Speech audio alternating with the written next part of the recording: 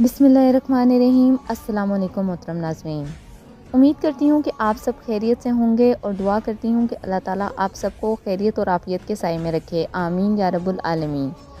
حضرت عمر رضی اللہ تعالیٰ عنہ کے دور میں جب ایران فتح ہوا تو شاہ ایران کے خزانے بطور مال غنیمت بارگاہ سیدنا فاروق اعظم رضی اللہ تعالیٰ عنہ میں پیش کیے گئے۔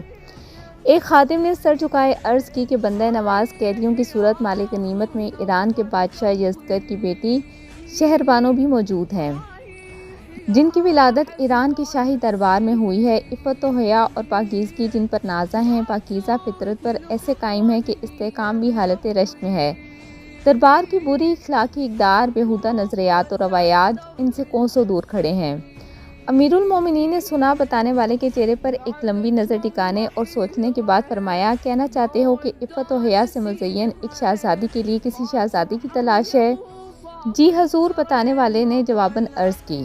چہرے پر مسکراہٹ سجائے شادمانی کو مقدر بنائے جناب امیر المومنین رضی اللہ تعالیٰ عنہ نے فرمایا، تو پھر بلائیے حضرت حسین ابن علی رضی اللہ تعالیٰ عنہ کو اور اسلام کے پاکیزہ ماحول میں ایک شہزادی کو ایک شہزادے کے سپرد کیجیے۔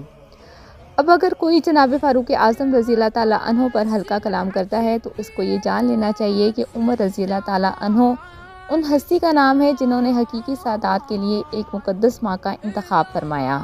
سبحان اللہ۔